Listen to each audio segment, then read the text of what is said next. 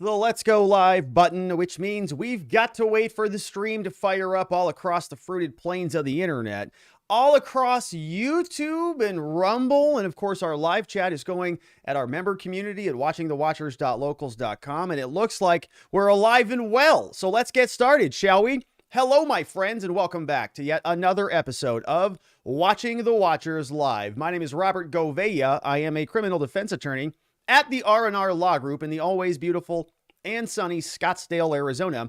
And today we're talking about Insurrection hearing episode number 4, the high school pep rally, the Insurrection saga, the horse that just will not be beaten enough already carries on. Now, we had been covering these previously live, obviously decided to forego that today. Why? Because they're boring as all get out. And largely, we're going to see why exactly. We're going to go through it. We've got a number of the key witnesses here today. And let me just give you a preview of the show by taking us through the mind map. And of course, this is available if you want to follow along at home at j6mindmap.com.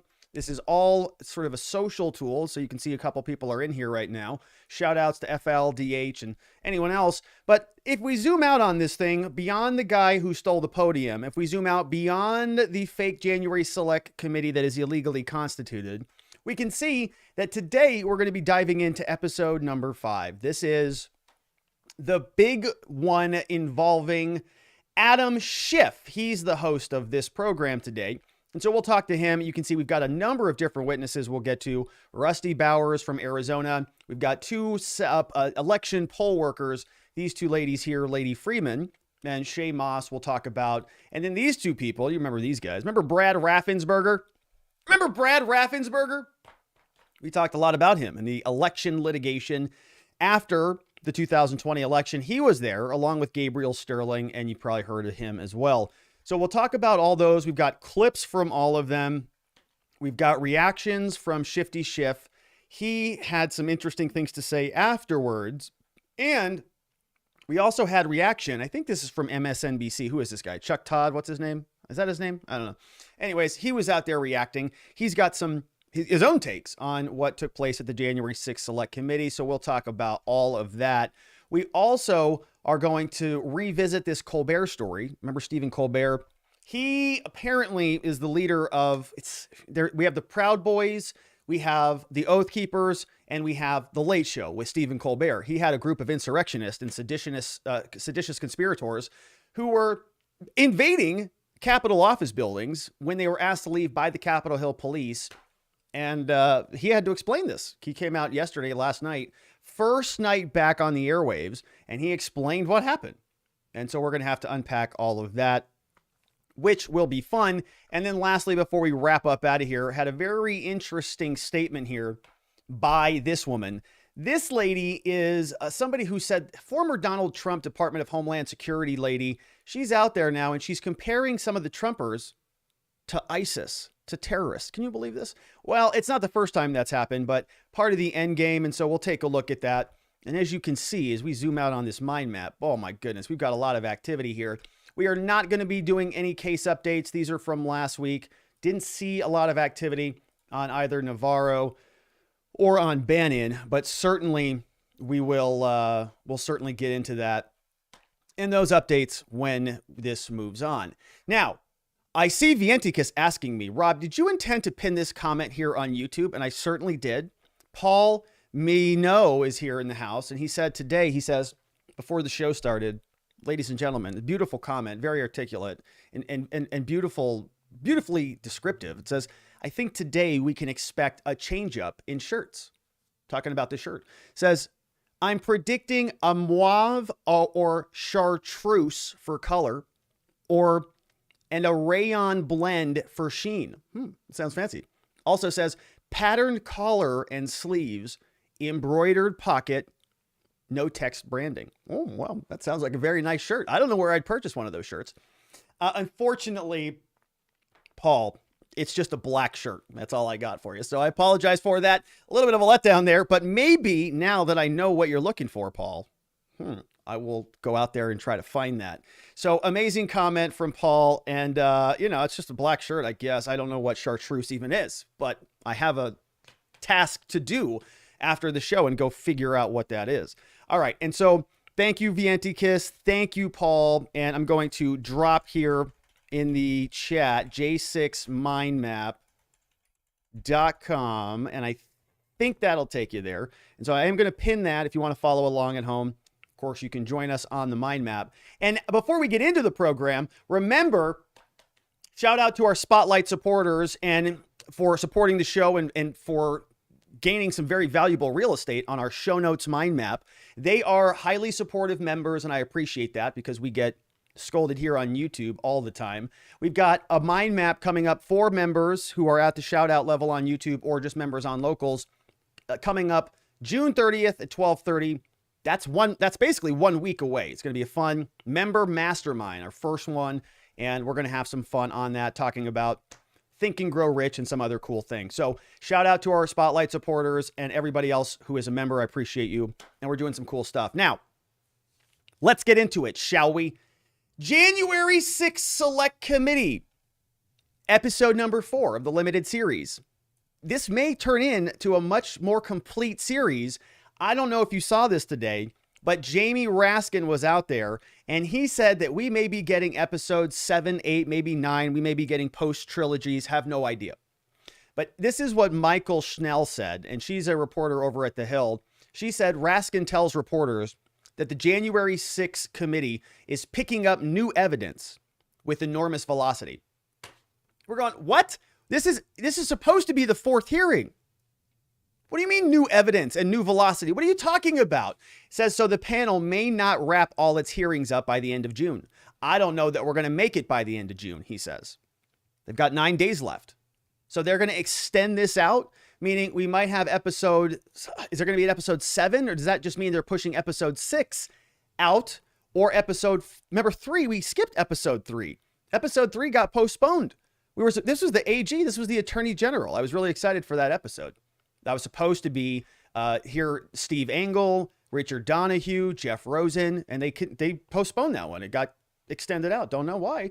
But here, episode 6. So are they going to squeeze episodes 3 and episode 6 in? Are we going to get an episode 7? I don't know. It's really ridiculous. But anyways, that's what's happening. So episode 7, maybe, hopefully not. Hopefully they wrap all this up. But today was episode number 5, and it took place at 1 p.m. Eastern time, and I'm sure it was just as painful as all of the others. But we're just going to take a quick sampling of what really took place here. And Adam Schiff is here to open up the ceremonies for us, and he's going to detail, well, he basically runs this whole hearing. And Adam Schiff, of course, his neck is actually not looking all that pencil-y here. In the thumbnail that I used today, he actually looks like he's put on a little bit of weight. You know, the thumbnail that I used he doesn't look as pencil necky. He actually looks very pencil necky in the thumbnail. Here, he doesn't look all that pencil neck. In fact, he kind of looks, like a normal neck. Anyways, all right. So he's there. Now let's listen to him give us this opening statement. Today at the session, the president's lie was and is a dangerous cancer on the body politic. Lie is a cancer. You can convince Americans that they cannot trust their own elections. All right, we're going to come back to that. Anytime they lose, it is somehow illegitimate. Okay, we're going to come back to that. So listen to this language. This stuff irritates me to no end. If you say that you illegitimately lost an election, you're a cancer on the body politic of America. Okay, listen to that language. Because we have about 1 million clips of Democrats doing exactly that. So it's weird how it's such a double standard. Then what is left but violence to determine who should govern? This brings us to the focus of today's hearing. When state elections officials refused to stop the count, Donald Trump and his campaign tried to put pressure on them. When state executive officials... Okay, we're going to come back to that, okay? Putting pressure on public officials, putting pressures on electors. Okay, they're going to say that Donald Trump did this, and it was so egregious that it was akin to insurrection in America. However, as we're going to see as we go throughout this, we've got several different clips of the Democrats doing exactly that in 2016. So why wasn't it an insurrection back then? Refused to certify him the winner of states he lost. He applied more pressure. When state legislators refused to go back into session and appoint Trump electors, he amped up the pressure yet again. We're going to watch the Democrats do that too. Who got in the way of Donald Trump's continued hold on power after he lost the election was the subject of a dangerous and escalating campaign of pressure. Pressure campaigns. Mean text messages, mean threats, death threats, all that stuff, right? Donald Trump and his people were doing that. So it must be really bad, right? And it must be something that has never happened before, meaning the 2016 Democrats didn't do this. All the Hillary Clinton supporters didn't do this when old Trump won, right, Schiff? This pressure campaign brought angry phone calls and texts, armed protests, intimidation, and all too often threats of violence and death. Death threats. State legislators were singled out. So too were statewide elections officials. Even local elections workers, diligently doing their jobs, were accused of being criminals and had their lives turned upside down. Wow, lives turned upside down. As we will show, the president's supporters heard the former president's claims of fraud and the false allegations he made against state and local officials. All right, so he's just reading from the teleprompter. It's so boring. These guys are wrecking their own hearings. They don't even know what they're doing. They've lost America a long time ago, and they haven't changed strategies. Well, to be fair, what else are they going to do other than read, honestly? So Adam Schiff is now just sort of going through the litany, but we're going to come back to this pressure campaign, right? What he's trying to do is connect Donald Trump's statements with the physical violence, with the physical acts. Okay, well, we can do that easily, right? We can say that anytime an elected Democrat said something about an election, and afterwards there was violence, you can make that very disconnected connection easily. It's not even complicated. It's exactly what he's doing, as we're going to show. As a call to action. He posted multiple messages on Facebook listing the contact information for state officials and urging his supporters to contact them to... That's a weird cut. Why'd they do that?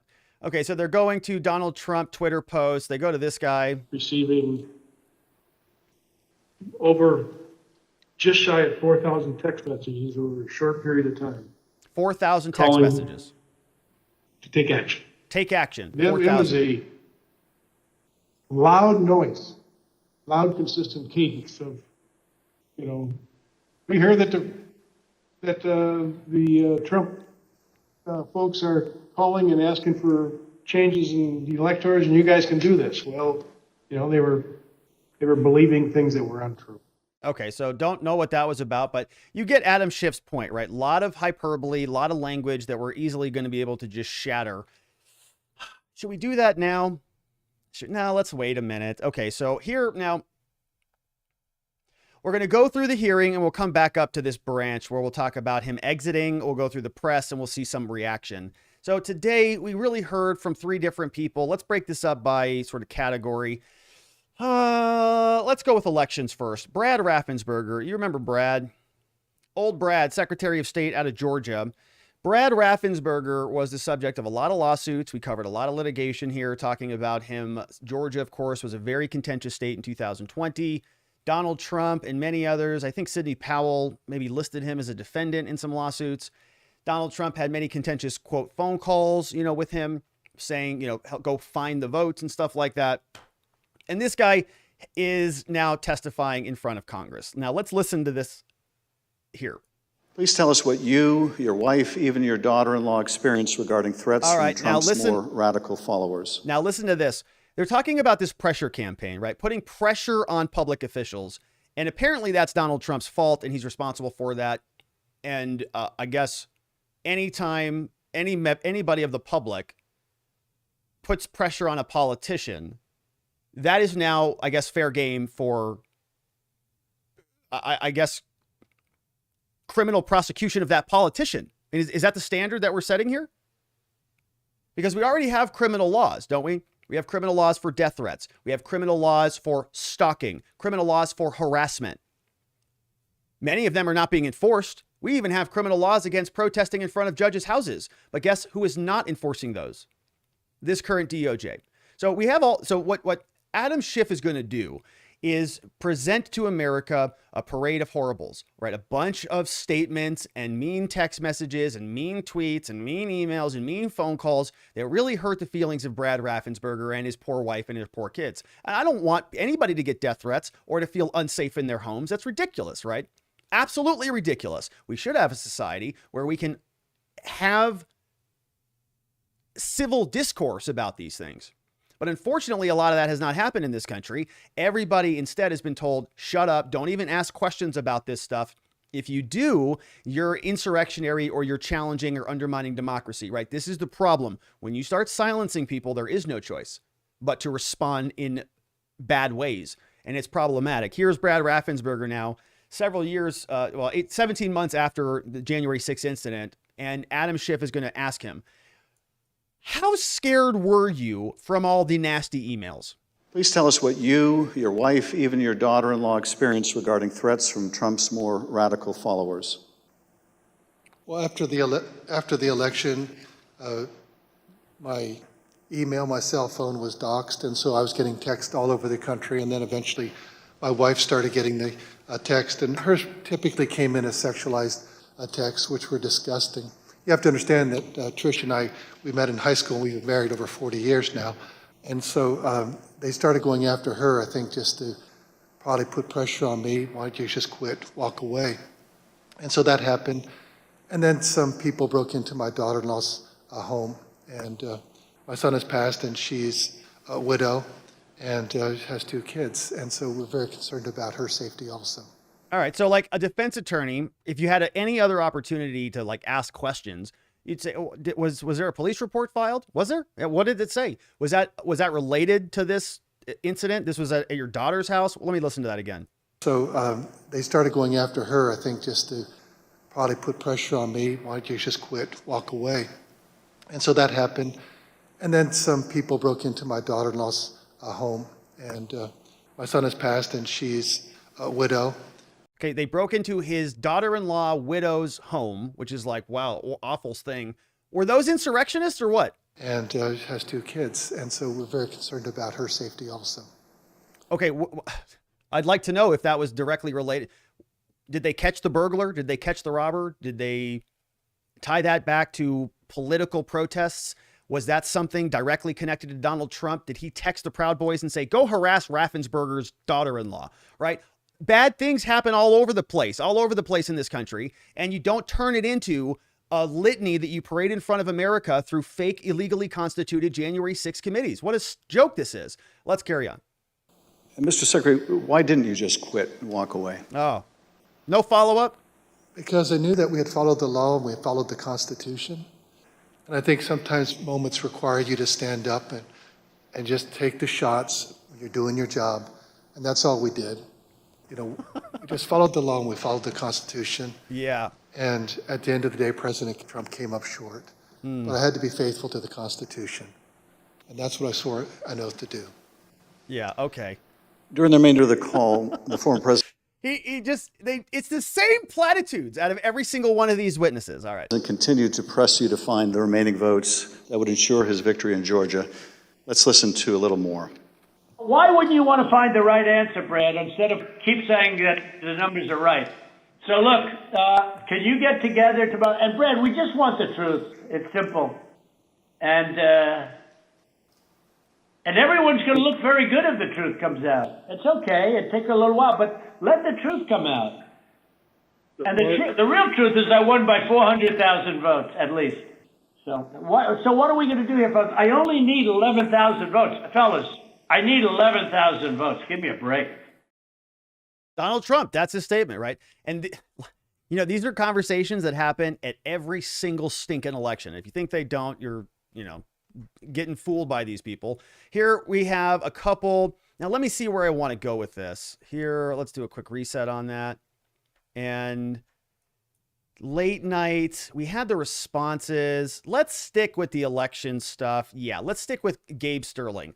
Gabe Sterling was another person. So just as a recap, okay, Raffensberger, what was his state? What was the testimony there? Essentially, I followed the Constitution. Trump came up short. Wife got angry text messages. And my mother-in-law's house got broken into by somebody. Don't know from his testimony whether that was related at all to anything. Could have just been somebody was looking for a place to hang out. I don't know. Anyways, we go over to the next Georgia election official. This guy's Gabriel Sterling. Sterling says that he lost it when he saw a tweet that threatened a Dominion voting machine contractor. Okay, so he's very upset as well, shocked, and he just can't believe it. Look at his face. Look how disgusted he is. All right, let's listen to him. I did pull up Twitter, and I scrolled through it. Whoa. And I saw the young man's name. It was a particular tweet that, for lack of a better word, was a straw that broke the camel's back. Straw that broke the camel's back. Had the young man's name. It was a very unique name. I believe it was a first-generation American. And it said, had his name, you committed treason, may God have mercy on your soul, with a slowly twisting gif of a noose. And for lack of a better word, I lost it. Lost it. I just got irate. Lost it. My boss was with me at the time, the Deputy Secretary, Jordan Fuchs, and she could tell that I was angry. I tend to turn red from here up when that happens, and that happened at that time. Okay, so very angry because somebody made a Dominion tweet with a noose. All right, so another angry internet meme that was so catastrophic for the entire world. Now, it's weird because if you wanted to, if you were a Republican, you could easily just do the same thing, right? Have a parade of horribles, go around after every election, scrape up all the worst things that anybody ever does, and slap it together in the form of a hearing and shovel it down the gullets of America. Easy to do. In fact, we may do something similar here in a minute. But Gabriel Sterling, and he's talking about Dominion. And back then, if you said Dominion had problems with their election software, insurrectionary terrorist, okay? I had to tap dance around the community guidelines here on YouTube for 2 years, basically. And now, if you acknowledge that Dominion does have problems, well, guess what? You're J. Alex Halderman, University of Michigan, endorsed through the United States federal government through CISA. They actually have made their own bulletin this year. Election software is bad. You better fix it. Otherwise, we might have electoral problems. So it's straight. It's always been strange to me how 2020 was just perfect. Wow. Like everything was like amazing. Unicorns and rainbows. And then suddenly we run into problems in 2020. I don't know how that works. Maybe somebody can help me. Now, we're sticking with the election for a little bit. We can see we've got a couple different ladies here we'll talk to. Shaye Moss is in the house, and we'll start with her. Shaye Moss, she was an election worker out there. She testified today, and guess what word we're going to hear in this hearing today? Racist. That's right. Racist. We're all racists. And it was hateful harassment from Donald Trump as well, saying supporters turned her life upside down and that many people accused her of fraud. So let's see now what Shaye Moss has to say for us. Here she is. Here's Rudy Giuliani. A little bit of a longer clip. We'll go through it. Of Ruby Freeman and Shaye Freeman Moss and one other gentleman, quite obviously, surreptitiously passing around USB ports as if they're vials of heroin or cocaine. Mr. Giuliani accused you and your mother of passing some sort of USB drive to each other. What was your mom actually handing you on that video? A ginger mint. A ginger mint? A ginger mint? Spreading rumors In a call with the Georgia Secretary of State. I felt horrible. I felt like it was all my fault. Like, if I would have never decided to be an elections worker, like, I could have done anything else, but that's what I decided to do. And now people are lying and spreading rumors and lies and attacking my mom. I'm her only child, going to my grandmother's house. That's fair. That is fair. I don't like people attacking my mom either. I can empathize with that. I'm her only grandchild and my kid. Yeah. So,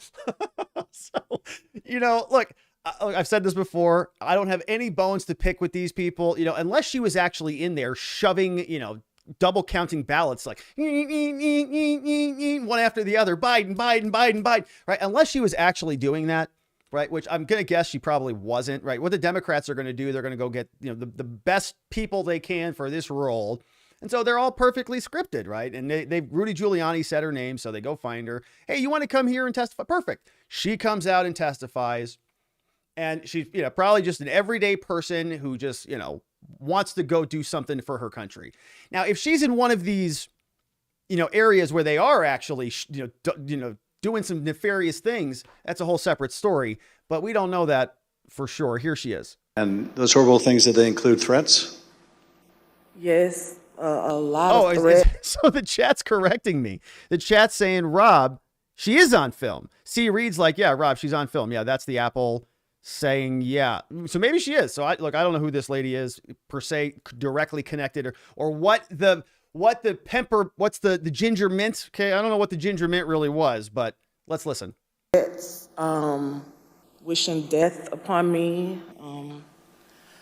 telling me that, you know, I'll be in jail with my mother, and so mean tweets again, mean like, messages. Be glad it's 2020 and not 1920. Were a lot of these threats and vile comments racist in nature? A lot of them were racist. A lot of them were just hateful. It's turned my life upside down. Racist. I no longer give out my business card. Oh no. Transfer calls. No business. She doesn't give out her business cards, and she doesn't transfer phone calls. Wow. Well, let's carry on. I know how painful this is. I don't want anyone knowing my name. I don't want to go anywhere with my mom because she might yell my name out over the grocery aisle or something. Oh no. I don't go to the grocery store. Did you hear what she said? When they go to the grocery store, her mom's like, hey, Shay, I'm over at the produce section. Did you get the milk yet? At all. I haven't been anywhere at all. I've gained about 60 pounds. Oh, that's not good. 60 pounds, don't do nothing anymore. I don't want to go anywhere. I second guess everything that I do. It's affecting my life in a major way. Yeah. In every way. I want to say how very sorry I think we all are for what you've gone through. Yeah, we're sorry to have dragged you through this, madam. You know, sorry to drag you in here and throw you through this because it's a sham. And tragically, you're not alone. Other election workers around the country have also been the subject of lies and threats. No election worker should be subject to such heinous treatment just for doing their job. Okay, so now we are going to pause on that one for a little bit because remember, this is a big litany. This is a big sob story coming out from the Democrats about how terrible this all was. But remember, well, we've got a lot of counterfactuals to drop here today, so we'll get into them. We've got Trump electors from 2016 getting threats. We've got text messages in 2016 getting threats. We've got Donald Trump actual electors getting interrupted. We've got Hillary, Kamala, even Bennie Thompson screaming about election integrity. And we've got tweets up the wazoo from this guy's Michael. His name is Michael Tracy. There it is. Michael Tracy cataloged all of these back from 2020, and we're going to go through those. So we'll get there. We'll get there. Let's just bear through this a little bit longer. Here is Lady Freeman, who's another electoral worker, who's going to be talking about, you know, all of the similar types of racist pressures from all the racist Trump insurrectionary MAGA people. Here she is. Your mother was kind enough to come speak with us earlier. Let's listen to her story in her words. My name is Ruby Freeman. Ruby Freeman. I've always believed that when God says that he'll make your name great, but this is not the way it was supposed to be. I could have never imagined the events that followed the presidential election 2020. For my entire professional life, I was Lady Ruby. My community in Georgia, where I was born and lived my whole life, knew me as Lady Ruby. I built my own business around that name, La Ruby's Unique Treasures. La Ruby's Unique Treasures. A pop-up shop catering to ladies with unique fashions. La Ruby's. I wore a shirt that proudly proclaimed that I was, and I am, Lady Ruby. Actually, I had that shirt on. I had that shirt in every color. I wore that shirt on Election Day 2020. I haven't worn it since, and I'll never wear it again. She's talking about this shirt. Now I won't even introduce myself by my name anymore. I get nervous when I bump into someone I know in the grocery store who says my name. I'm worried about who's listening. I get nervous when I have to give my name for food orders. I'm always concerned of who's around me. I've lost my name and I've lost my reputation. I've lost my sense of security. All because a group of people, starting with number 45 and his ally, starting Rudy with number Giuliani, 45. Did you see that? She called out Donald Trump right there. So she goes on. Now, this is her, right? This is her. I think this is burst pipe delays, the absentee ballot tallying in Fulton County, Georgia. And so that must be her. And does that say LaRuby's on there? I don't know what's going on here. Yeah, so is that Lady Ruby on her shirt? That's the shirt she's wearing. So she says she doesn't wear that anymore. And the hair, the hair is a different style now. Decided to scapegoat me. But she said that Trump started this. Let's listen. Lost my sense of security.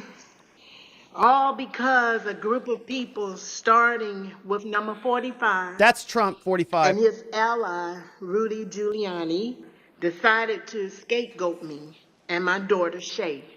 Scapegoat me. To push their own lies about how the presidential election was stolen around the week of January 6th. The FBI informed me that I needed to leave my home for safety. FBI said, got to get out of here. And I left my home for safety around that time. Understood. How long did you stay out? Did you, remain outside of your home for your own safety?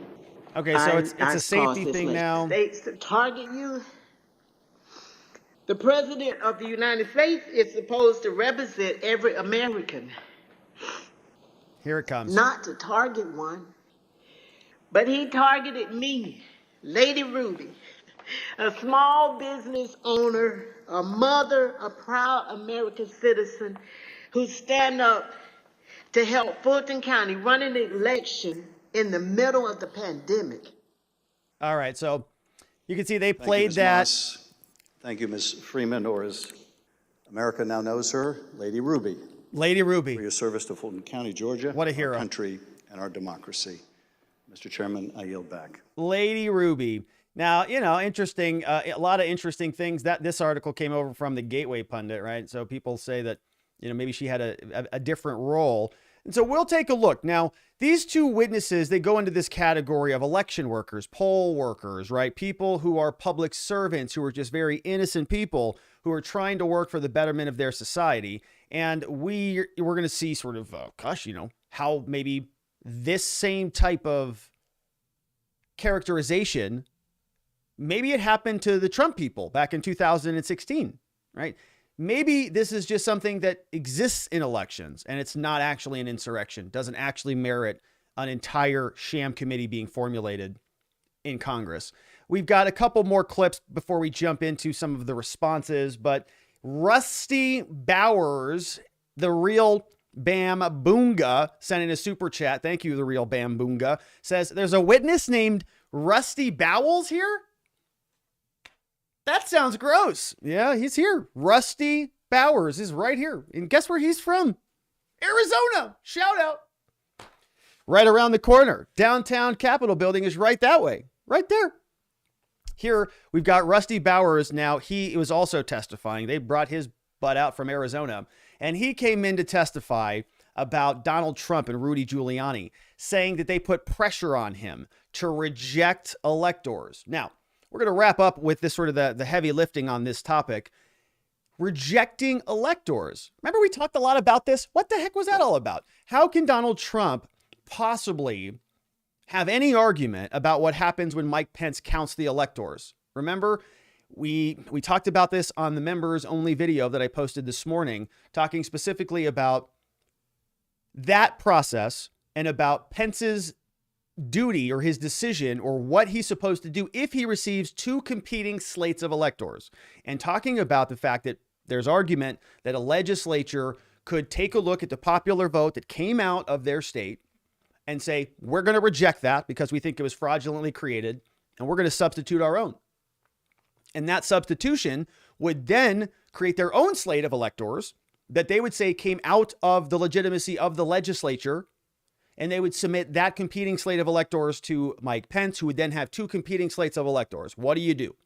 Now, there's a lot of argument to unpack all of that. We spent months doing it, not going to do it again here. But that's the argument. And here, what they're going to say out of this fake select committee is that that process, that line of questioning was illegal. It was insurrectionary. Donald Trump caused it. Let's listen to this line of testimony from Rusty Bowles. Here he is. Anywhere, anyone, anytime has said that I said the election was rigged, that would not be true. So as far as I was concerned, for someone to ask me in the, I would call it a paucity, there was no evidence being presented of any strength. Evidence can be hearsay evidence, it's still evidence, but it's still hearsay. But strong judicial quality evidence, anything that would say to me, you have a doubt, deny your oath. Deny your oath. I will not do that. And on more than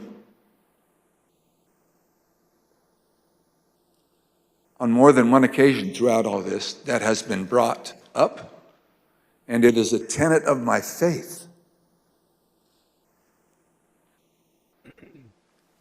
that the Constitution is divinely inspired.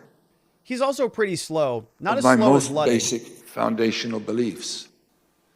And so for me to do that because somebody just asked me to is foreign to my very being. I will not do it. Yeah. Paul Minot says that he's stunning and brave, which I agree. Yeah, very stunning and brave. A lot of that same stuff, right? All the platitudes, Constitution, foundational, good citizen, Donald Trump, right? It's a lot of the same litany there. Now, you notice that this gentleman here in this clip, this gentleman to Mr. Bauer's right, who has the Star Trek pin on his lapel. Is that Star Trek? Is this guy from the future? I'm pretty sure that's Star Trek. Is he going to beam on out of there? Now, there was this clip, the House Judiciary Committee was sort of rubbing his nose in it, said that he is literally falling asleep during the hearing. And did I add this clip? I think I did. Yeah, here he is. So they have this full clip now. It's 41 seconds. The electors of President Biden and replace them.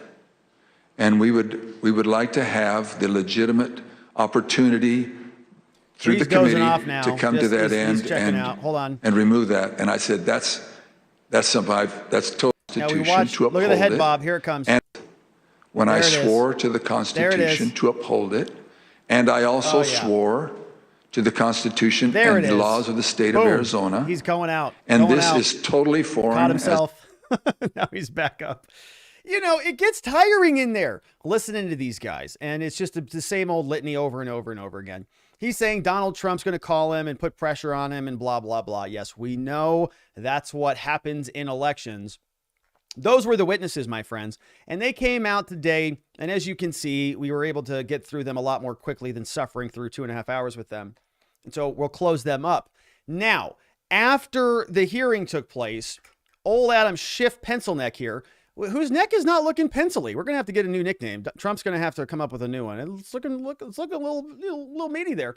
But he's leaving, and he has this warm embrace with this woman who was Lady Ruby, right? This is Lady Ruby. Lady Ruby, or as Viantika said, Ruby Rod from The Fifth Element, obviously. Yeah. And here they're walking out on the out of the platform, and all of the liberals are very happy to see a man like Adam speaking with a woman like La Ruby. And they're just, God, it's just, let's take pictures of this monumental moment in American history. Let's watch this as everybody pauses for this warm embrace between these two friggin' people. Oh, wow. Just, yes, it's traumatic. I know. And now watch, here comes Bennie Thompson. Somber. Like, are they at a funeral? I'm not going to say anything. Listen to the room. Listen to the room. I'm not going to speak.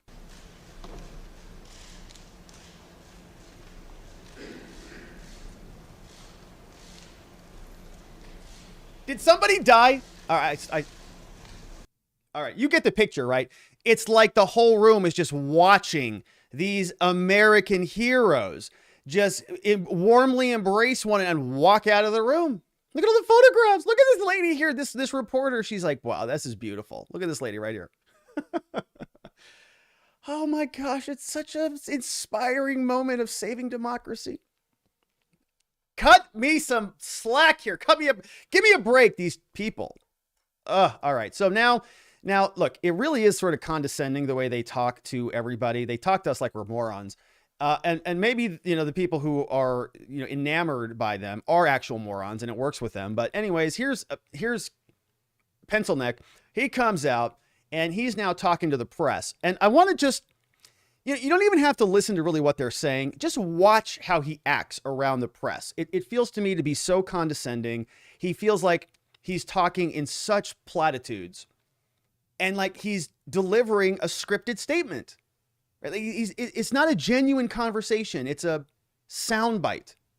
And this type of stuff I've gotten, I really can't tolerate it anymore. And I'm wondering how long the rest of America can. Like, are we tired of listening to these people talk this way? Let's listen. And what we just heard is the president was told over and over again by his attorney general, by his deputy attorney general, by the U.S. attorney he appointed in Georgia, among others, that what he was telling the country was simply false. And you saw him go out time after time after being told way after way that what he was saying was just a lie, leading up to his speech on the ellipse where he continues to whip up this crowd with these lies. And tragically, the warning that Gabe Sterling gave that someone was going to get killed came all too much to fruition on January 6th when people outside this building did get killed because of that big lie, because of that incitement that Gabe Sterling warned against. Now you see, you see that, I'm not a body language expert, but you can see this is just so dramatic. First of all those people that got killed outside the Capitol building, yeah, Ashley Babbitt was shot by the Capitol Police, okay? Roseanne Boylan, there's a lot of indicators here that say that she was beaten to death by the Capitol Hill Police. So, it's not like these MAGA insurrectionists were murdering police left and right? Not the case at all. But little Shifty Shift here is delivering his talking point, and he's looking around. He's actually looking at them, and he's like making sure that they're following along. And he gives this look, I think earlier here, sort of like that side eye. Like, watch these side eyes. Here that one comes. And there's one over to the other side. There it is. Making sure we're connecting. Right? This is good. Are you tracking what I'm saying about insurrection? Yes. And then he shakes his head. He wraps up his point with a big lie. Because of that incitement that Gabe Sterling warned against. Yeah, ridiculous. Okay, now that's him to the press. Now, the hearing, as we've talked about, is really not, well, as we always like to talk about here on the show, let's make sure we remember why this committee is illegal and unlawful. Recall that H.R. 503 was in the House of Representatives. This was the document that constitutes this fake committee. And if you read the document, it says here, in order for the composition to be legitimate, the Speaker shall appoint 13 members to the Select Committee, 5 of whom shall be selected after consultation with the Minority Leader. Has that happened in this case? Answer, no. There are only 9 members on this fake Select Committee. You can see them here. Republicans and Democrats, a total of 9. 2 of the Republicans are not going to be in Congress come next year. And these other 7, not so sure about them. We'll have to wait and see. But illegally constituted. Now, Schiff and many others are continuing on the narrative. Where did I go? I just lost my place. Yes, Schiff and others are continuing on talking about this big lie and about how, this needs to get to the bottom of something, and they're going to give us whatever that is, whether it's an indictment or whether it's legislation or it's a big fat report. We don't know. But throughout this entire hearing, it has been done in a way where it's been like a high school pep rally, okay, where it's like one big show. They even got a producer to come in and deliver this whole thing to the American people. James Goldston, Epstein's cover-up boy, who didn't let the story run when he was over there at ABC News, producing this entire thing. And because it's not an actual proceeding, it's not an actual hearing, it's really, it's a hearing, I guess, but it's more like a presentation, right? There are no Republicans asking any questions. There are no opposing viewpoints of any type. It's all one-sided. And guess what happens when you do that, right? It's very boring in general. It's very boring. You can only go to so many high school pep rallies until you're like, okay, I get it. You guys are great. Like, that's why you have a high school pep rally every now and then. You don't do it Monday through Friday, because by Friday, you're like, this is ridiculous. What, football again? This is nonsense. And now you do it for 2 weeks. And now fast forward it, you're a Democrat. Now you've been doing it for 17 months. People don't want to hear it anymore. They want to see something new and interesting and exciting. So the Democrats have really shot themselves in their own feet, I think, by making these hearings so one-sided. I mean, they're very bland and boring. If they would have let Ted Cruz come out here and scream at some of these witnesses, at least you'd get some interesting things going on, right? Or let Kevin McCarthy appoint, pick any Republican. Put Andy Biggs on there, or put, what's his name? Chip Roy. Put Chip Roy on there and watch Chip Roy go out there and present his evidence. At least it'd be interesting and people would watch it. But because it's not, nobody's really paying much attention to it, other than, of course, us who are covering it. But the point of this little tangent is that these hearings are unidirectional. They're one message, extremely boring.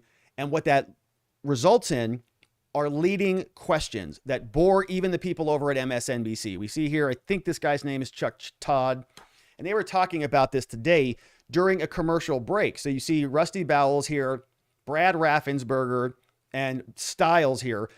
And here, this guy is talking with another, I think he's a lawyer, and they're talking about how drab and boring these hearings are. Here it is. How is this committee avoiding confirmation bias? How is this committee avoiding confirmation bias, right? Which means that they are presenting evidence which confirms their own biases. They are it's in this like loop of self-reinforcing delusions over and over and over again. Yeah, well, we think Trump stole the election. So what does that mean? We're going to go out, or Trump tried to steal America through an insurrection. So we're going to go out and find a bunch of evidence that shows that Trump tried to steal America through an insurrection, right? It's confirming their biases. Let's listen to this answer. How is this committee avoiding confirmation bias? Because I don't know how they are. I didn't think Schiff's questioning was particularly effective. What you saw was a lot of what are called leading questions. Schiff was essentially testifying and then asking the witness to rubber stamp with a yes or no at the end. Wouldn't you have wanted it reversed for public relations purposes? Like, I would have wanted to hear Bauer say the things that Schiff asked him. Yeah, that's why we have rules about that in court. We ask for in direct testimony, when it's your own witness, that witness has to tell the story. Right. You have to get the evidence from the witness. You can't state it and then ask the witness to say, uh-huh. Right. It's just a big narrative. If Liz Cheney and Bennie Thompson and Adam Raskin and every one of them takes their turns just sort of reading from the teleprompter in a big, stupid essay, nobody's going to pay attention to it. It's not that interesting. So even the reaction from the media, what is that from? Is that from CNN? Well, I just played it and I can't even remember where it's from. I guess it's not that important. The point is that the hearings are boring, not only because we've been on this subject matter for 17 months, but they have wrecked the format of the hearings to not even make them interesting. And this is something we talk a lot about in law. They tell you this at the DUI last year. I was in Austin, not in Austin, Arlington, Texas, talking about DUI blood analysis. And they would tell us, like, part of the trial practice was, do not go in front of the jurors and talk about gas chromatography for 6 hours, okay? They're going to jump out the windows. Their eyes will glaze over. They'll start falling asleep. Same story here. It's happening to all of America. They're boring us to death with these extremely unidirectional hearings. Now, that was the evidence that was presented. Remember, we had these 5 or 6 people testify today. Not a lot of new stuff. All of them petrified about mean tweets and rude emails. And now they are the subject of a full day of insurrection hearings. Now they're making this and these people who testified out to be these aberrations in American politics. Like, you guys, I've never seen this before. Nobody's ever sent mean emails before. Nobody's ever put pressure on people to go and find votes before. Wow, only Donald Trump has ever done this. And only now Is it an insurrection? But wait a minute. We've gone through a lot of this before. Let's start off with maybe talking about, how about some threats? We'll dive into some threats. And remember back in 2016, Donald Trump surprisingly won the election. Hillary Clinton was supposed to win big time. She didn't. Didn't visit Wisconsin. We had James Comey and the leaked emails and WikiLeaks and all that stuff. Remember this saga? And after Donald Trump won, all the Democrats were out there saying, this is insane. How did Donald Trump win? Hillary was supposed to win. I mean, he must have cheated. There must have been something problematic with this election. And maybe we can even change the outcome by switching the electors. We all have very, very fleeting memories, right, on a lot of these things, especially if you're a Democrat and you want to forget these things and forget about the fact that your party said and did a lot of the same things that you're angry at Trump about. Here is Lou Dobbs back in 2016 sharing a little bit of this story. Left-wing activists now resorting to threats of violence against electoral college voters, electors in Arizona, Georgia, Michigan, and Texas. Of all, many of them have reported receiving death threats after Clinton supporters posted their personal information on social media. 21 states Clinton do not supporters require electoral college members to vote for the candidate who won the majority in their state. Trump last week called on his supporters, who might have incited violence, by the way, to, quote, stop it. No word from the president other than... So that's one example from Lou Dobbs. Now, those are direct threats to electors. Okay, so not just poll workers, but after the election. So that people who go and actually cast those ballots, right, those competing slates, that would even be sort of, I would say, like a level higher up than those poll workers. All right, and not to be condescending to those two ladies that we listened to previously, but they're just kind of like poll workers, right? We're talking now about electors. We're talking about people who actually sign the documents that get sent into Congress. So on Lou Dobbs, that's what they were talking about. Here we have another one. This one came over from CNN. If you're like, Rob, that's Lou Dobbs in Fox News, okay? They're super conservative and they don't count. Here's CNN talking about it. So this one came in a day before the election. Hey, blankhead, I'll find you and put a bullet in your fat, blanking mouth. Death threats fill Michigan elector Michael Benarian's social media accounts. So this is a tweet I received, has a picture of a noose. Wow, noose. On it. Oh my gosh. His mailbox packed with demands noose. coming from around the country. 2,000 just this week, he says. Oregon, Oklahoma, Washington State. I am so sorry. The mailman even interrupting our interview to deliver another 600 letters, all calling on him not to vote for Donald Trump. Something Benarian, along with Michigan's 15 other electors, pledged to do, regardless of the pressures. I've had death wishes, people just saying, I hope you die, do society a favor, throw yourself in front of a bus. Nice. And just recently I was reading a blog about me. And unfortunately, these people not only called for the burning of myself, but my family, which is completely out of line. Yeah. Benarian has no choice. Michigan state law keeps him from changing his vote. Electors in 27 other states and the District of Columbia also have what are known as faithless elector laws. But in 22 states, electors can go rogue. Anti-Trump groups are not letting up. Yeah, weird. Now, was there a committee? Did I miss a committee that investigated all this? Did you miss one? I don't think there was one before. Posting the names and addresses of 283 electors on the internet, encouraging people across the country to write the electors asking they vote against Trump. Wow, so trying to change the course of an election? Is that what they're saying here? In other words, Donald Trump legitimately won this, and there's a popular movement that CNN is covering saying that they're trying to get electors to vote. Look at these people. Vote your conscience. Wow. Are these insurrectionist terrorists? Are they? Look at all these people.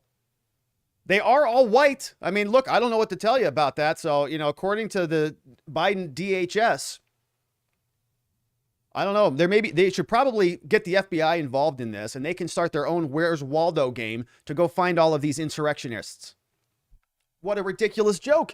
Pro-Trump electors were leaving death threats, and these people are actively, in 2016, advocating for the Electoral College to change the course of the outcome?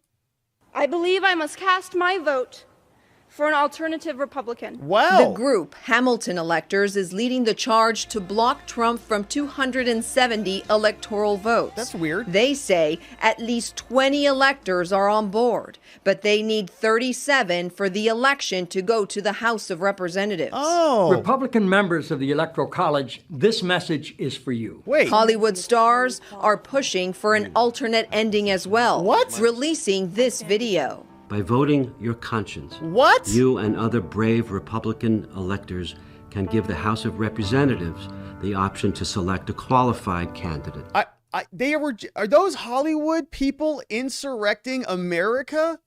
Wow, they're putting, look, even these people are putting pressure on the electors. Wow.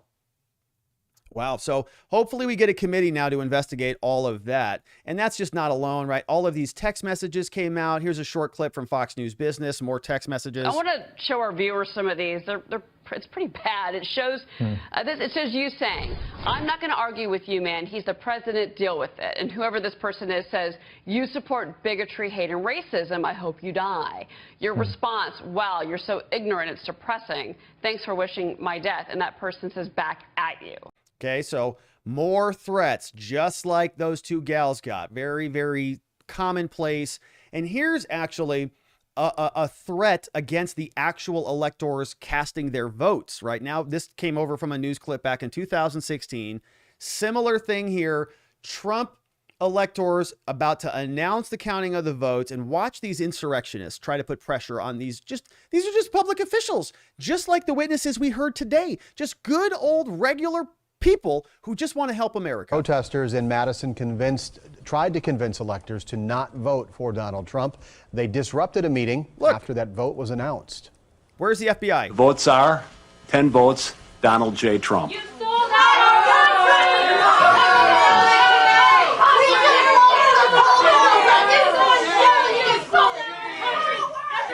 Yikes. Sorry about your eardrums, everybody.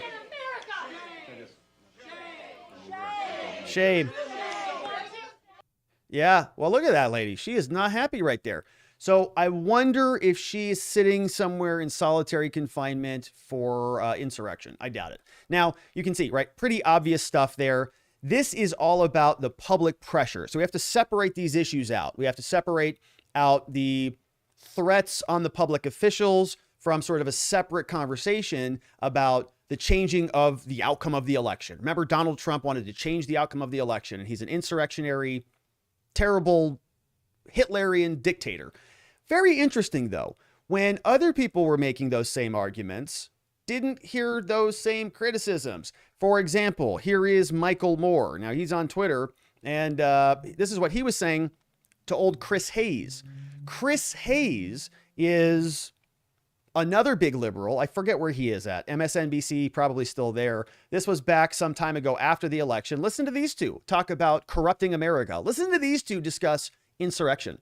I think there are people who are pushing very hard who think that because of some of the constitutional perils of the Emoluments Clause, because of the popular vote margin, because of fundamentals, they think threat to liberal democracy, that electors should be persuaded and pressured on Monday to part with what their pledge is and vote against Donald Trump. Yes, they absolutely should do that. Absolutely. I believe right now that there are electors. They only need 38 of them who have a conscience or who are worried about a man who won't attend the daily security briefings, who we now know Russia was trying to help get elected.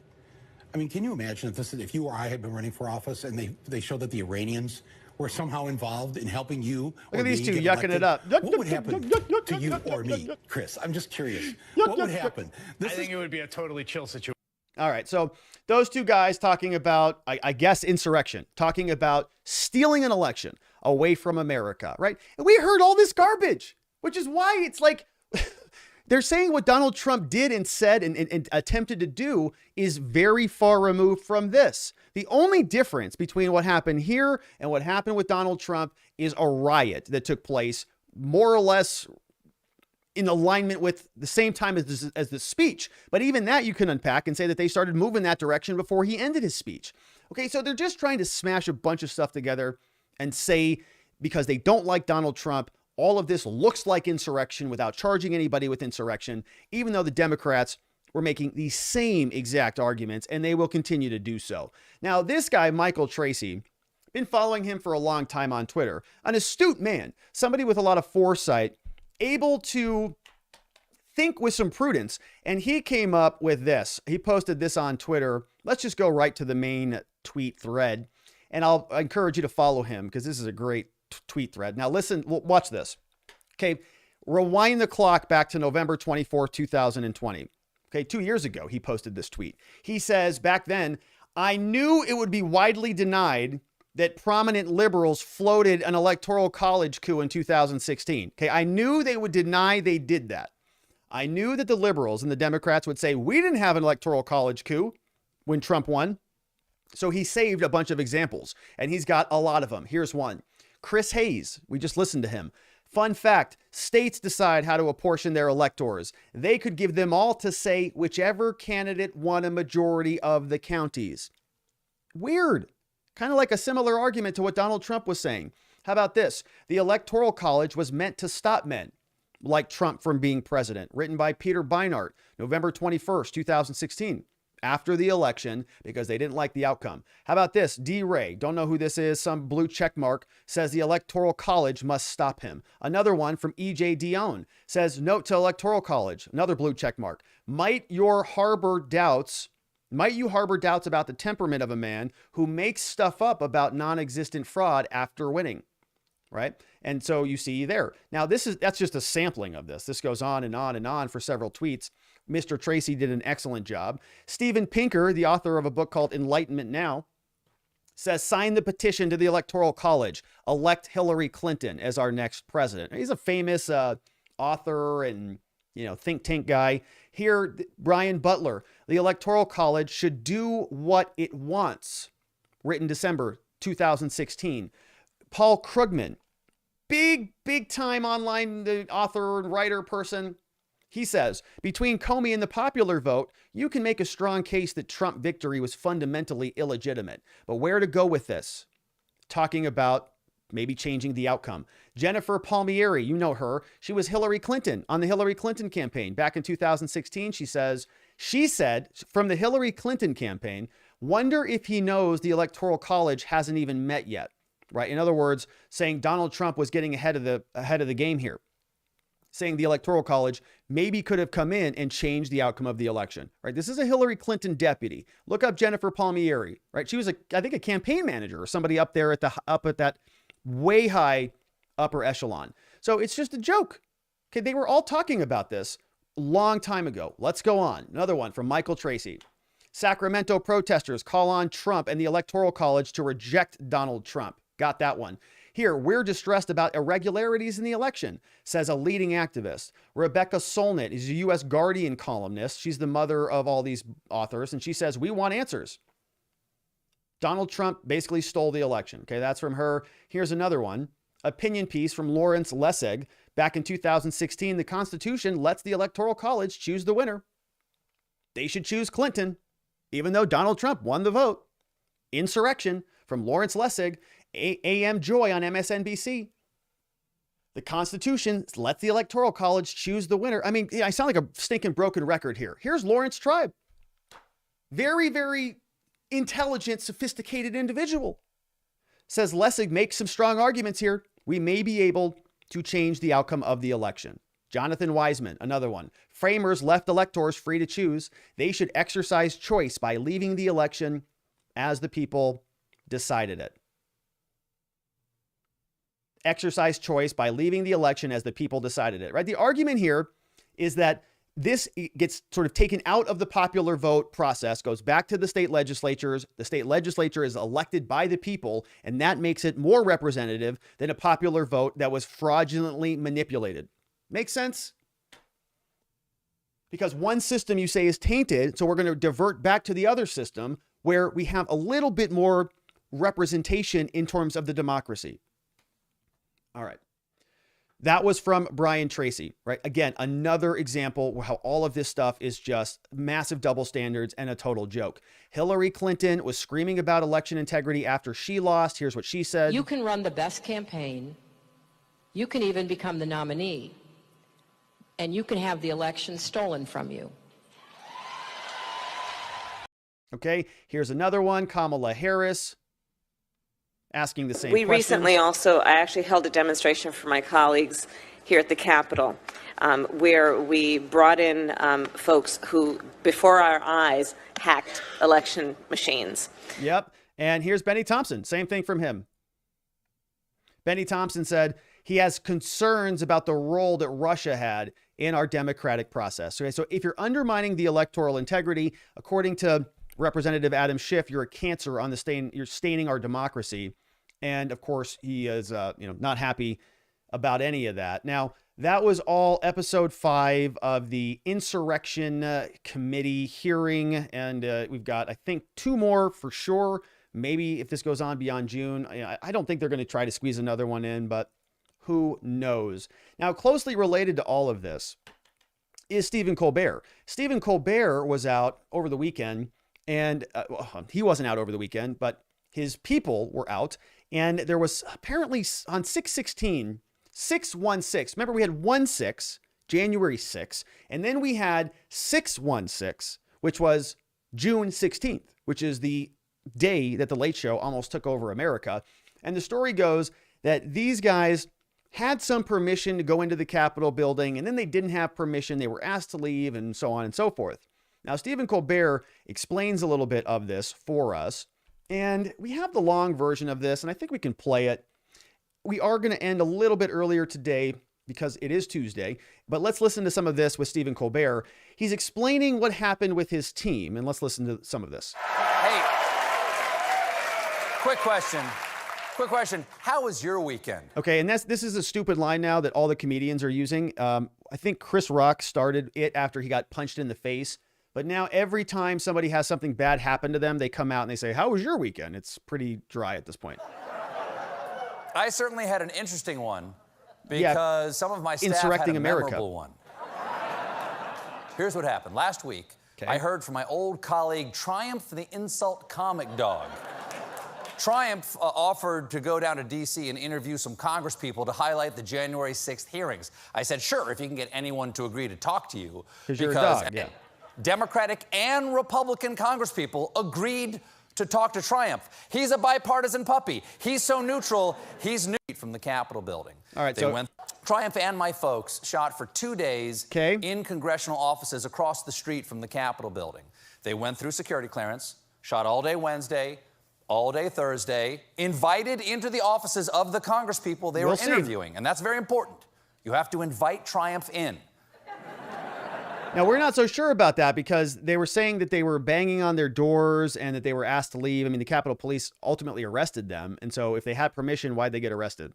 Day 2, Thursday evening, after they'd finished their interviews, they were doing some last-minute puppetry and jokey make-em-ups in a hallway when Triumph and my folks were approached and detained by the Capitol Police. Just like that? Which actually isn't that surprising. The Capitol Police are much more cautious than they were, say, 18 months ago, and for a very good reason. Yeah, and so why weren't you? If you don't know what that reason is, I know what news network you watch.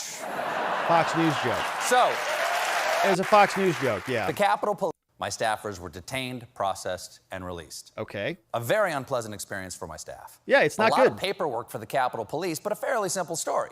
Yeah, it's not good. Yeah, it's not good to arrest people, right? So if you don't want your people arrested, maybe you shouldn't be arresting other people for similar types of trespass charges. And, in this case, it sounds like your people got released. A lot of the J6ers didn't get that benefit. So actually, your people got a significant sort of windfall out of their criminal trespass than a lot of the J6ers got, sounds like. Until the next night when a couple of the TV people started claiming that my puppet squad had, quote, committed insurrection. Yes. At the U.S. Capitol building. Yeah, it is a joke. Isn't it a joke? It's a laughy joke to say that a trespass committed insurrection. I'm glad that they think it's funny. I've been thinking it's hilarious for like 18 months now. First of all, what? Yeah, I know. Second of all, huh? I totally agree. Third of all, they weren't in the Capitol building. Neither were a lot of those other people. And I am shocked I have to explain the difference, but an insurrection involves disrupting the lawful actions of Congress and howling for the blood of elected leaders, all to prevent the peaceful transfer of power. There were people walking through the Capitol building, okay, not doing any of those things there, Stephen. They were doing the same thing, which was trespass. That's all. This was first many hundreds of them charged with crimes, Stephen. You're not comparing the two correctly and fairly. Degree puppetry. This was hijinks with intent to goof. Misappropriation of an old Conan bit. Now, it is predictable talking like this on the TV. They want to talk about something other than the January 6th hearings on the actual seditionist insurrection that led to the deaths of multiple people. Okay, seditionist insurrectionist that led to the death of multiple people. Ashley Babbitt got shot and killed. Roseanne Boyland died, maybe beaten by Capitol Hill police officers. Brian Sicknick, though, natural causes. So he's talking about people who were killed who were the J6ers. Let's see what else he says. And the injury of over 140 police officers, but drawing injuries of 140 police officers. So are we going to get the same litany for the thousands of police officers that got injured during the political protests of the Summer of Love of BLM, or no? I don't think so. Any equivalence between rioters storming our Capitol to prevent the counting of electoral ballots and a cigar-chomping toy dog is a shameful and grotesque insult to the memory of everyone who died. To Ashley Babbitt, it is an insult. You are insulting a lot of their memories. That is true. And it obscenely trivializes the service and the courage the Capitol Police showed. Man, he is reading hard right now. On that terrible day. But who knows? Maybe there was a vast conspiracy to overthrow the government of the United States with a rubber Rottweiler. Yeah, so he's getting jokey now. So with a rubber let's listen to this. They were going to... No, Stephen. You can't take over the country with a rubber Rottweiler, okay? Just like you can't take over the country with, I guess, a bunch of non-guns, okay? A bunch of people not bringing guns with them. Vast conspiracy to overthrow the government of the United States with a rubber Rottweiler. Yeah. After all, Thursday night, the night that they were detained, was the 50th anniversary of the Watergate break-in. Are we supposed to believe that was a coincidence? Yes. All right, that's Stephen Colbert for you. You know, so pretty interesting that they're going to be being jokey about this when it's very similar actual physical conduct to what they're alleging took place in January 6th, on January 6th. Criminal trespass, shouldn't have been in there, very similar charges. Yes, they are jokes. This is a joke. That's the whole point. Stephen just proved our point. Very grateful that he did that. Now, very quickly, we got to wrap it up here shortly. And this is another clip that I came out, and I added this to the endgame section of the mind map, which is available at j6mindmap.com. And you'll notice that we've been trying to figure out what the fake January 6th Select Committee has been trying to accomplish here. And part of this has been about book sales, a Donald Trump indictment. Rep. Jamal Bowman was talking about civil war in America. Here, this lady, former Donald Trump Department of Homeland Security, I think deputy assistant something or other, she came out, and here is what was posted on Twitter. This came out from Darren G. Beatty. It says, well, here is Elizabeth Newman, DHS senior counterterrorism official under Donald Trump, comparing those who questioned 2020 election to ISIS sympathizers. And that is not the full clip. The full clip, I think, is down here. I attached it. Here is what the full clip looks like. And this is part of, I think the bigger end game, which is to sort of marginalize an entire political ideology. In this case, an entire political party, more specifically, one key political candidate. Let's listen. The issue that we have at the present moment is that there is still a perpetuation of this belief by that the election was stolen, and that the latest poll from last week was around 78% of Trump voters believe this, and that's about 57 million Americans. So when I look at that through for the potential of violence, of course, not all 57 million would go and do something violent about this. I think in some ways January 6th really crystallized for many that was too far. But when you're looking at the radicalization process, you have vulnerable individuals and a smaller subset of those radicalized in their thought and a smaller subset of those mobilized to violence. Okay, so she's walking us down the insurrection funnel. Okay, now this is always an interesting experiment to do when you sort of run the numbers and you start working with big numbers, and you can start to see that you get to some pretty interesting conclusions.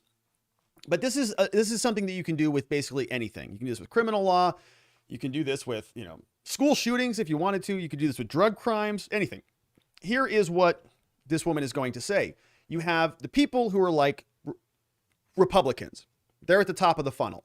And then out of that top funnel, you have a subset of people who are like Trump Republicans. And then out of those, you have a subset of these Trump Republicans who are election deniers, let's say. And then out of those, you've got people who are like really election deniers. And then out of those, you've got the people who might do something about it. And then out of those, you've got the violent people.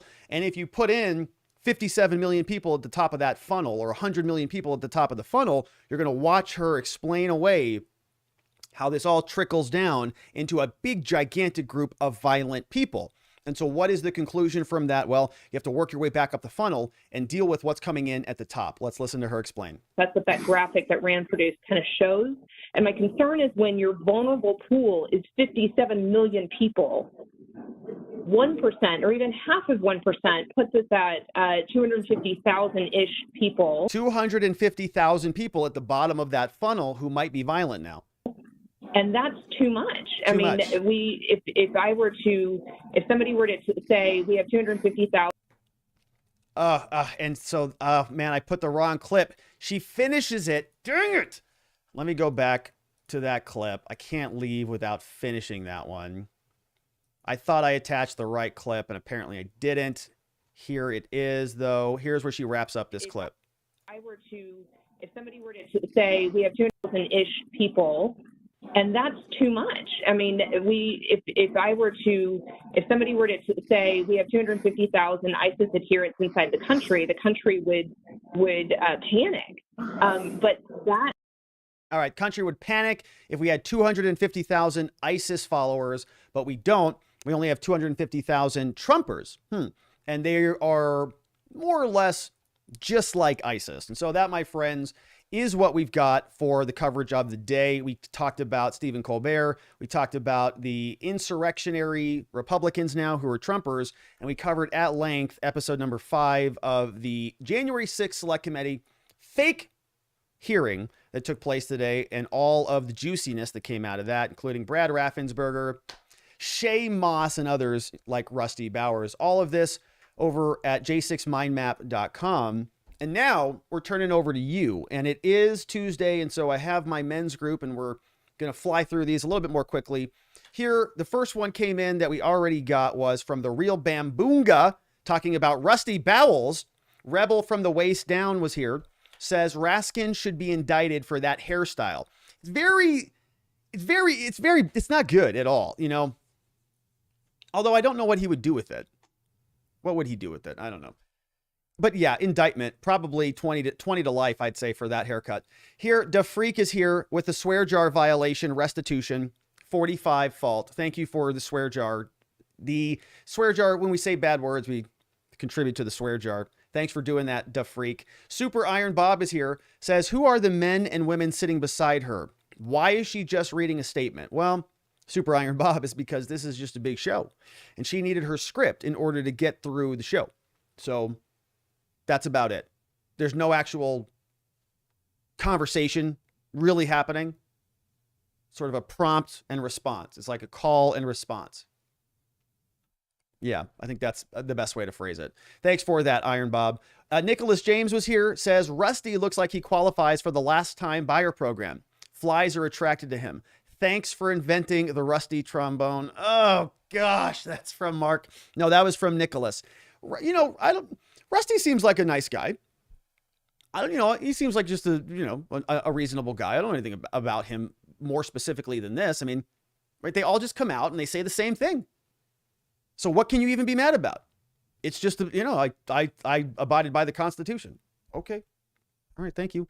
What's the point of all this? I don't know. Mark Pate is here, says, so glad you're doing a synopsis because I can't take it anymore. These people are sick.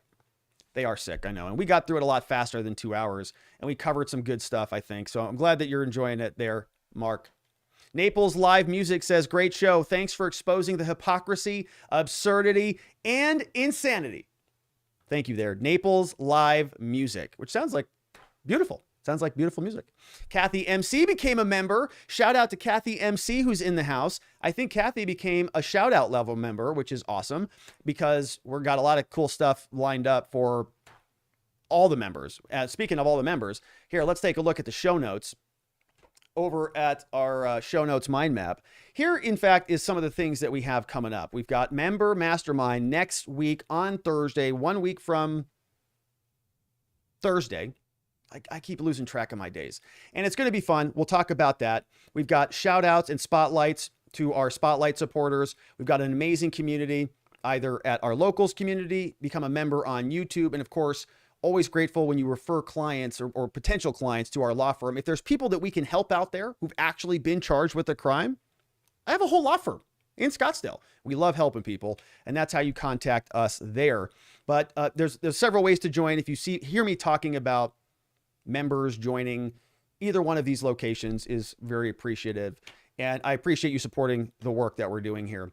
That was from Naples Live Music. Kathy Mack became a member. We have the Apocalypse here, says Stephen Colbert is Caesar Flickerman. I don't think I know who that is. Who is Caesar Flickerman? Should I know that?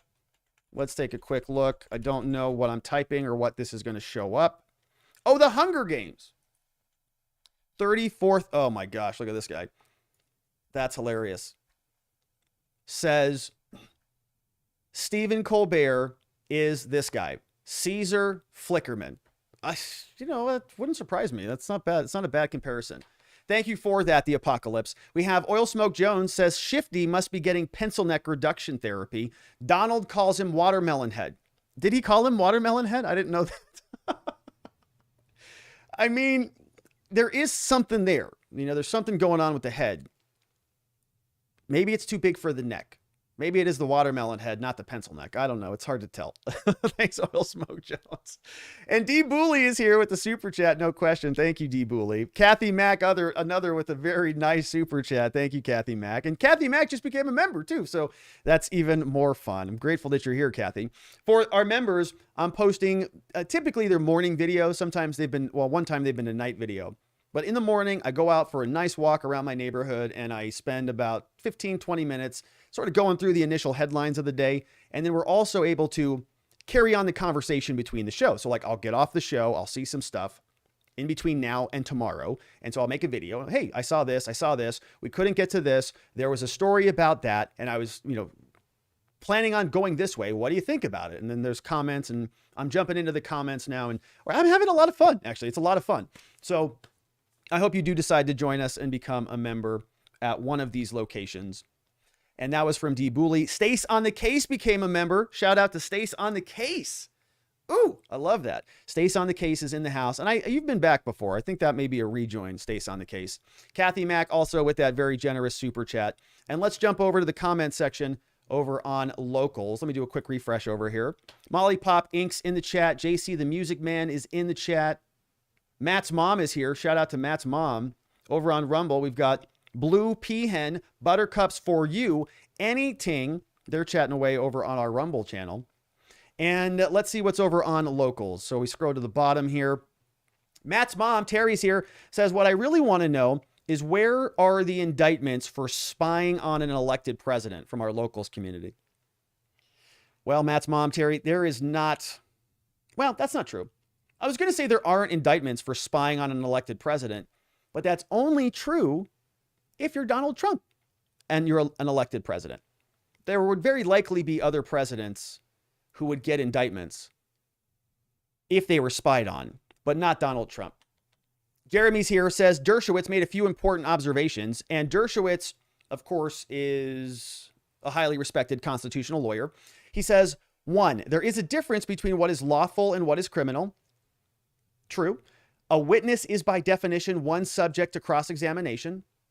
I think that's, yeah, I mean, yes, I think that's also a fair characterization. And watching the J6 hearings is like watching a one-sided basketball team game where one team isn't allowed on the court. Also an astute observation. Yeah, I think that's true. And it would be about as interesting, wouldn't it? Yeah. And that might be a better analogy than the high school pep rally. I don't know. But yeah, it's pretty brutal. Here we have another one from former LEO. Says, whatever happened that made the not assign the status of domestic terrorists to the groups that attacked SCOTUS judges?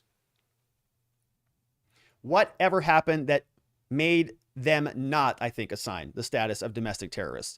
Well, it's because they're favored political dissidents. Okay, Jen Psaki said that they don't want to interfere with that, right? Free speech and all of that, even though there is a judicial law, there's a federal law that says it's illegal to do that, right? You can't protest outside the house of a judge. How about churches, adoption services? How about RICO, ongoing criminal enterprise? My guess is the corrupt DOJ is only comfortable in making PTA domestic terrorists. AG and DOJ have damaged the system beyond repair. Yeah, that's from former LEO. And I agree with that. I mean, if our institutions are no longer seen as legitimate, they're going to crumble. It's not good. And if the DOJ is only prosecuting their political enemies, Republicans are going to do the same thing. And then it's going to lose even more legitimacy than it already has. Good point from former LEO. Oh, Three Girlies is here. Says chartreuse, very bright greenish yellow or yellowish green. Wow, look at that. I learned something new today. Here, it's chartreuse. And I don't have them here with me, but I actually do have some new colored shirts. I have been, I know, they're getting a little bit stale here.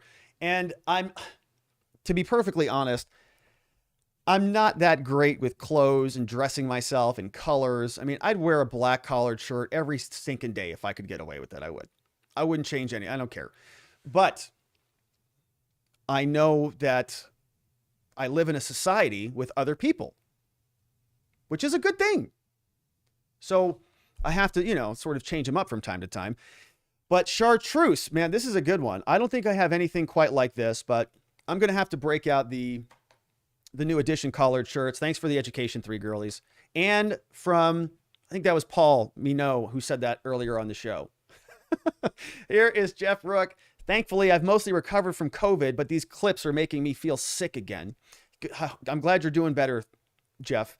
Three Girlie says, are we sure that Shay isn't suffering from a guilty conscience? Her own little PTSD thing is going on there. That could be true. That could be true. You could have identified something there, Three Girlies. And I don't know about Shay, right? So I sort of should have done some more research into her apparently before we jumped in the show, but it is, it's curious, right? If a defense attorney were there, they'd get to ask them all sorts of cross-examination questions, and we learn a lot more about them, wouldn't we? But we don't get to do that. Jeff Rook says, do you generally trust the intentions of the witnesses? Not that it really affects much, but I feel torn on whether I trust the sincerity of those testifying. So look, it depends. I mean, honestly, it depends like anything. It just depends. I mean, it's human interaction, just like any other human interaction. Like if you go to a party, and you sort of get a feel for people, this person's honest, this person's not honest, this person's telling the truth. In criminal law, you get to see and experience a lot of those feelings. And then what's cool about it is you get to see the body cameras and you get to see the police reports and you get to see the evidence that's on record. And a lot of the times what certain witnesses or certain people are saying, including victims, don't actually match the reality of what's written in those police reports. And when you've been doing it long enough, you sort of get a feel for it. I think within the first, several minutes of people sort of interacting with them saying, okay, there's going to be more to this story. I can just tell. So it varies, right? It's not a cut and dry answer one way or the other. Good question. Vientikis is here. Rob, you remember a case known as Bush versus Gore? A little bit obscure, of course. Bush versus Gore. Oh, yeah, the one that almost wrecked America. Pepperidge Farm remembers from Vientikis. Says, I have a question about the 2016 election as well. Trump said there was 3 million something or other that happened, and just about every state that went to him had to cross-check operating. Was that ever looked into in 2016? I don't think so. How about when Bernie was going to win the Democratic primary and the DNC changed the rules? That's also true.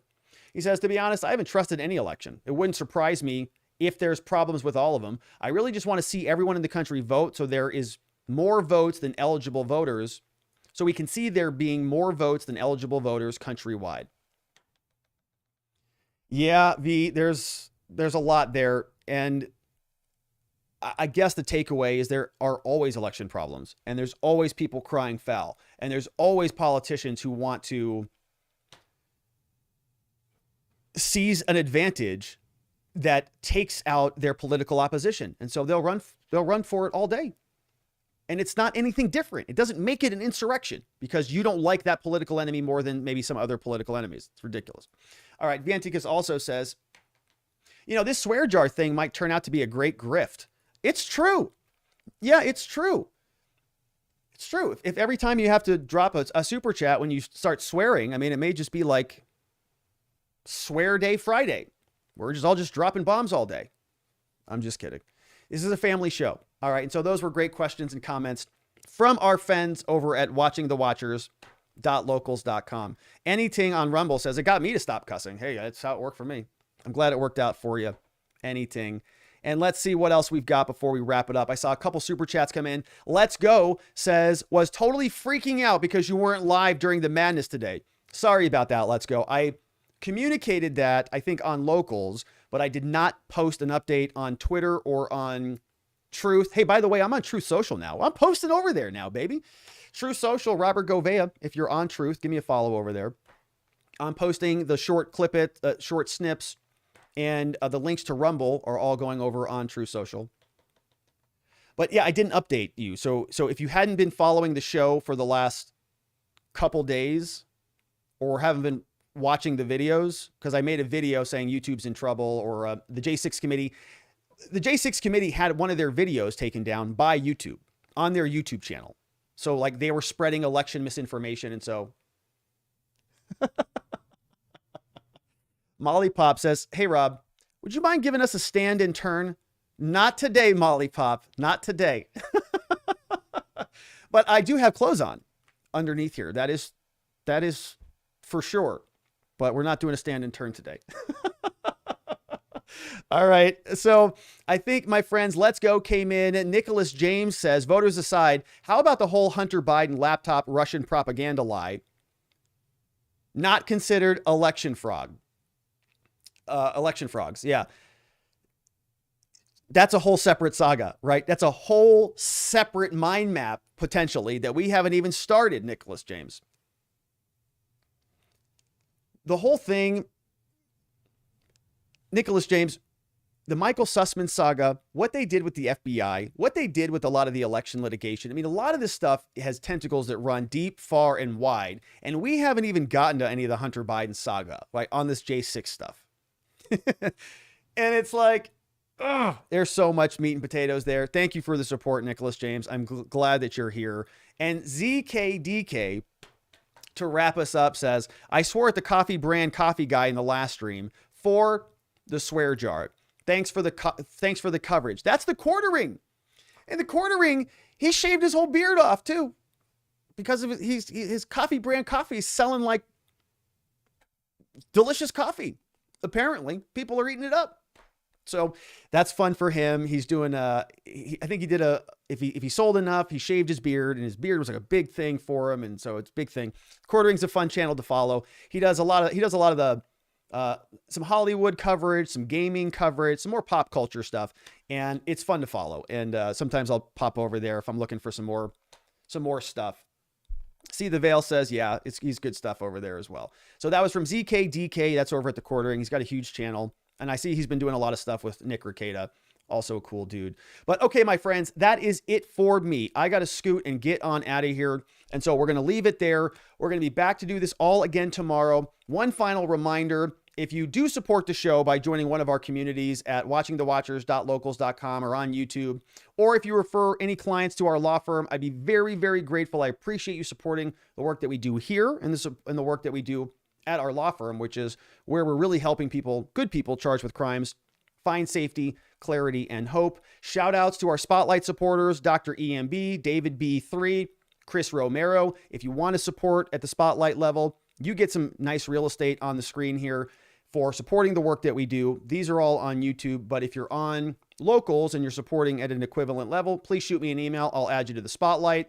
And we had our welcome shout outs last time. I haven't updated this from yesterday, but shout outs to Zeeks, Jellinam, Old Sven, Runchin16, Hack, Wagood, RS Brem, Knowledge Tree, Susan Scott, Fidgy Baby, Kathy, as integrity is vital as here, Bruzon, and many others. And I'm grateful for all of your support of the work that we do here, my friends. And the mastermind is coming up next week. Make sure you plug that into your calendars for members. And I'm looking forward to seeing you all there. But that is it for me. Everybody, have a tremendous evening. I hope to see you back here tomorrow. We're going to do it again. Don't know what the show is going to be about quite yet, but we'll figure it out. We got a full time to do that. Have a tremendous evening, my friends. Sleep very well. And I'll look forward to seeing you tomorrow. Bye-bye.